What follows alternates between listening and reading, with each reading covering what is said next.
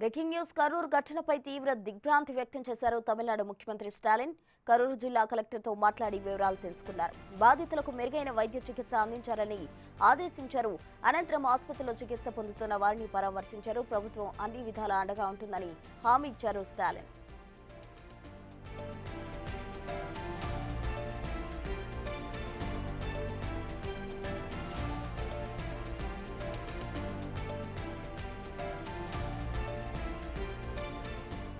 ఘటనలో మృతుల కుటుంబాలకు 10 లక్షల చొప్పున, తీవ్రంగా గాయపడిన వారికి 1 లక్ష చొప్పున ఆర్థిక సాయం ప్రకటించారు.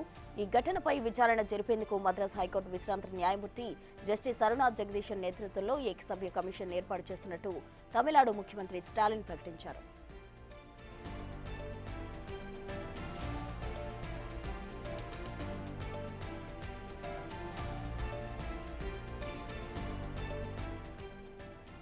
తమిళనాడు కరూర్లో జరిగిన విషాద ఘటనకు సంబంధించి ఇప్పటికే సీఎం ఎంకే స్టాలిన్ విచారణకు ఆదేశించడం జరిగింది. దీనికి సంబంధించి దేశమంతటా కూడా పలువురు తీవ్ర దిగ్భ్రాంతి వ్యక్తం చేస్తున్నారు. తమిళనాడు ముఖ్యమంత్రి స్టాలిన్ ఇప్పటికే తీవ్రంగా దిగ్భ్రాంతి వ్యక్తం చేశారు. అటు గాయపడిన వారి కుటుంబాలకు, మరోవైపు మృతి చెందిన కుటుంబాలకు ఎక్స్గ్రేషియా కూడా ప్రకటించడం జరిగింది. కరూరు జిల్లా కలెక్టర్తో మాట్లాడి వివరాలు తెలుసుకున్నారు. అటు బాధితులకు మెరుగైన వైద్య చికిత్స అందించాలంటూ కూడా ఆదేశించారు. అనంతరం ఆసుపత్రిలో చికిత్స పొందుతున్న వారిని పరామర్శించారు ఎంకే స్టాలిన్. ప్రభుత్వం అన్ని విధాలా అండగా ఉంటుందని హామీ ఇచ్చారు.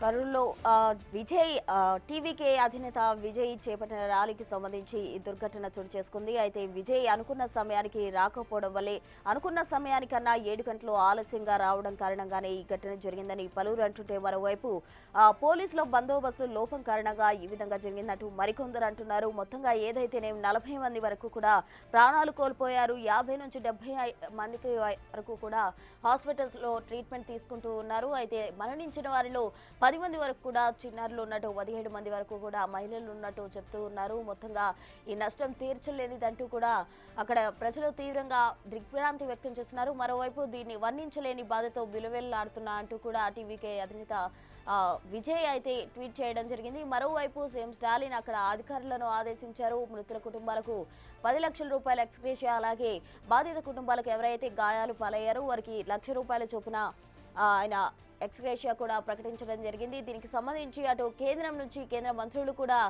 రియాక్ట్ అయ్యారు. హోంమంత్రి అమిత్ షా దీనికి సంబంధించి సమగ్ర నివేదిక ఇవ్వాలంటూ కూడా ఆదేశించిన పరిస్థితి ప్రభుత్వాన్ని. అలాగే అటు దీనికి సంబంధించి ప్రధాని మోదీ ట్వీట్ చేశారు. మరోవైపు అటు కాంగ్రెస్ కి సంబంధించిన అగ్రనేత మల్లికార్జున్ ఖర్గే కావచ్చు, కాంగ్రెస్ అగ్రనేతలు ప్రియాంక గాంధీ, అలాగే రాహుల్ గాంధీ కూడా రియాక్ట్ అయ్యారు. మరోవైపు ఏపీ నుంచి అటు సీఎం చంద్రబాబు, అలాగే డిప్యూటీ సీఎం కూడా దీనికి సంబంధించి రియాక్ట్ అయ్యారు. సహాయక చర్యలు అందించేందుకు సిద్ధంగా ఉన్నామంటూ కూడా చెప్పడం జరిగింది. మరోవైపు మాజీ సీఎం జగన్మోహన్ రెడ్డి కూడా దీనికి సంబంధించి ట్వీట్ చేశారు. మొత్తంగా దేశం నుంచి పలువురు ప్రముఖులు, అలాగే రాజకీయ నేతలు కూడా ఈ దుర్ఘటనకు సంబంధించి వారంతా కూడా విషాదం వ్యక్తం చేసిన పరిస్థితి. అరుణ జగదీష్ నేతృత్వంలో ఏకసభ్య కమిషన్ కూడా సీఎం స్టాలిన్ ఏర్పాటు చేయడం జరిగింది. దీనికి సంబంధించి సమగ్ర నివేదిక ఇవ్వాలి.